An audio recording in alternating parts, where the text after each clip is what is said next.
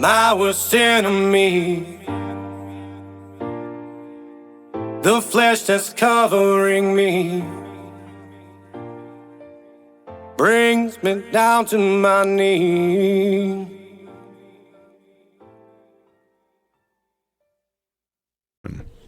Welcome to Sermons in the Park, a ministry exploring biblical truth from the Word of God, focusing on the truths that help us in our daily walk with Christ in every aspect of our lives.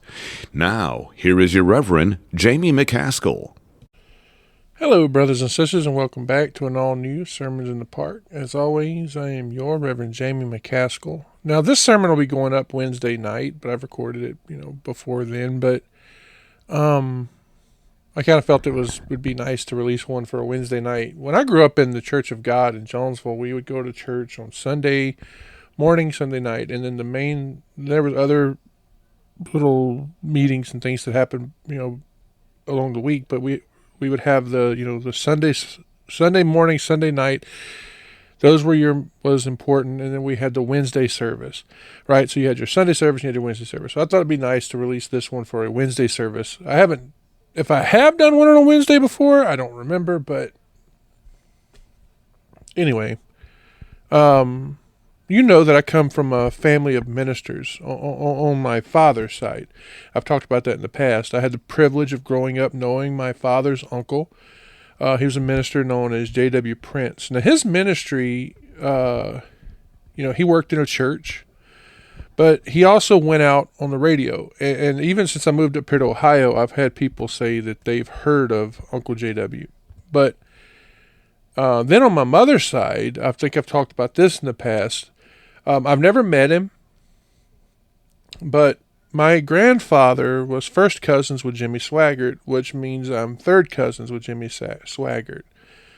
I just wanted to kind of mention that before we get into this, so you know that I'm not biased against celebrity ministers. But I recently heard another preacher that I like to hear. He's kind of a celebrity minister in his own right. I love to listen to him. I read all of his books as well. But he talks about the dangers in this sermon that I'm talking about. He was talking about the dangers of celebrity pastors. So I thought that I would kind of throw my own 2 cents in on this. Now, first off, let's set some criteria. By that I mean, what is a celebrity pastor? The simple answer is that this is someone who shepherds a local congregation, meaning they have a church, but they also have a celebrity status. And when I say a celebrity status, I mean this minister or pastor is known far and wide. You have some who are known on the national stage, right? And then you have some who might even have a platform that makes them an international minister or pastor. Either way, these pastors will tend to use mass media, like say a YouTube channel, like what you're watching, or on a podcast like you might be listening to, or they might have some other mass media that kind of expands their reach so that they can influence the hearts and minds of many who might live at a great distance from them. There are some who even rent out a large venue like an arena or a football field, and they will hold speaking engagements there, kind of similar to the old tent revivals, right? Now, let me first say this. Contrary to what I know many people believe, nowhere in the Bible are you going to find something that says you cannot be famous. That is not even a sin. Think about Paul. Paul was well known. He was known through many churches far and wide, and so was Peter and the rest of the disciples. So being a celebrity pastor is not a sin in any way. But that's not to say that some issues can arise from that. Think about this. As a member who has a minister, I'm sorry, who has a local congregation, you have a huge responsibility because you need to keep track of all of your congregations. And as a celebrity pastor, now you have thousands of followers that can be just, well, too much to even bear. As a local pastor, you cultivate a relationship with your congregants. You maintain that relationship with them. And, that's nearly impossible to give that level of care to your local congregations as well as fans who might live thousands of miles away from you. Now, I think it's an honorable desire to wish to care for a lot of people. Don't get that wrong. But it can also create a false sense of intimacy with those followers. It can also create a distance between the pastor and his local congregation. These fans who watch you on TV or listen to you on the radio or read your books or watch your YouTube channel or listen to your podcast, they can start to trust you even more than their local pastor, or even worse, the Bible. And the whole time that this is going on, that celebrity pastor's local church begins to suffer. Why? Because they're not getting the attention that they need. But there's also the risk of burnout.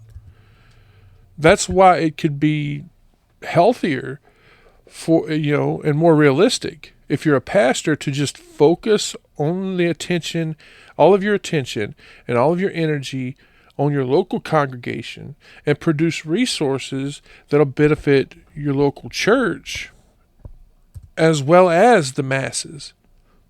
Now, the other issue that can come up is one that should be obvious: pride, as well as lack of accountability. Now, in the Bible, we read the qualifications of a pastor. In 1 Timothy chapter 3, verses 1 to 7, it says, "Here is a trustworthy saying, whoever aspires to be an overseer desires a noble task. Now the overseer is to be above reproach, faithful to his wife, temperate, self-controlled, respectable, hospitable, able to teach, and not given to drunkenness, not violent but gentle, not quarrelsome, not a lover of money. He must manage his own family well and see that his children obey him, and he must do so in a manner worthy of full respect. If anyone does not know how to manage his own family, how can he take care of the church of God? He must not be a recent convert, or he may become conceited." We've seen that with some recent pastors, "and fall under the same judgment as the devil. He must also have a good reputation with outsiders, so that he will not fall into disgrace and into the devil's trap." That warning right there, telling them not to be conceited, is especially concerning for those celebrity pastors who we see today. You see, they become famous, right? They get that fame and that money, and it becomes hard for them to be humble and accountable. You might be asking why I keep bringing up accountability. And well, you see, since he is famous, more people are familiar with one thing, and that is his public image. They do not know his heart. And then what happens? Isolation sets in. His accountability becomes less and less. And without accountability, well, that's why you see so many of them, these celebrity pastors, falling into secret sins. Now, I don't need to name any names, do I? You know who and you know what I'm talking about. We all hear the stories of abuse, of sexual sins, and also these financial scandals, as well as, many, many others among these celebrity pastors. And all of it points to one thing being very important: biblical accountability. Now, all the temptations that come with being famous. Now, none of that's anything new. And they can affect everyone. Just look at David. The Bible repeatedly tells us that David was what? A man out of God's own heart. And as he grew in power and authority, what happened? He finds himself in the middle of a sex scandal, doesn't it? He has an affair with one of his best soldiers' wives, Bathsheba, and then he kills Uriah, her husband, to cover it up. Just go read it. It's right there in 2 Samuel chapter 11. And then we have his son Solomon. The Bible tells us that Solomon was the wisest man to ever live. And again, we read that he grows in wealth, he grows in power, and what happens? He begins to worship idols with his 700 wives and 300 concubines. You can read all that you want in 1 Kings chapter 11. This is just two of the most godly men, the Israelites, who were well-known kings, and neither of them followed the instructions of God. Oh, fully anyway. So even a godly man can make choices that are sinful. Okay? Just because they make these sinful mistakes doesn't mean they're not godly men. Any pastor who becomes a celebrity needs to listen to this warning that you can find in 1 Corinthians chapter 10, verse 12. Let's go look at that real quick.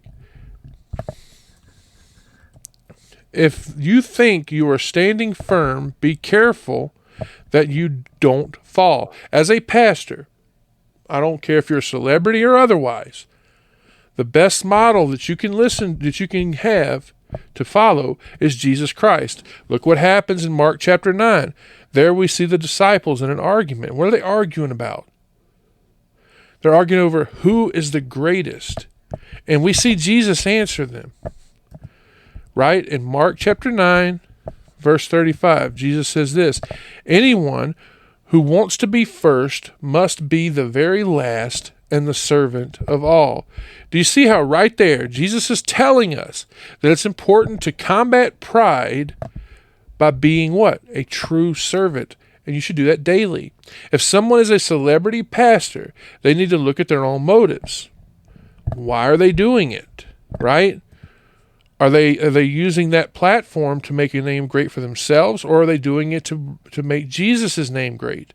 Do they want people to follow them, or do they want people to follow Jesus? Are they a model of biblical faithfulness?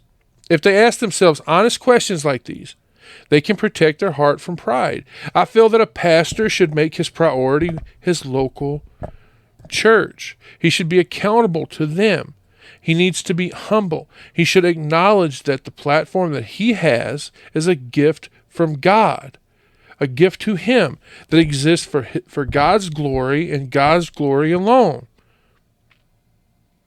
Look at John Bunyan. John Bunyan, some of you may not know who I'm talking about, but there's a book out called Pilgrim's Progress. They made many cartoons and movies about it, but it was written by this man, John Bunyan.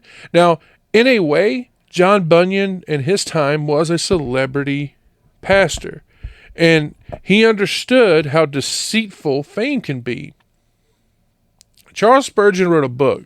Charles Spurgeon, again, this is the guy that's known as the Prince of Pastors. If you look at, he's got many books out. And he wrote a book called Pride the Destroyer. And one time he wrote that one time a friend of John Bunyan's was listening to one of his sermons. And he approached John Bunyan to give him a compliment over how good the sermon was. And he said, "You have preached an admirable sermon."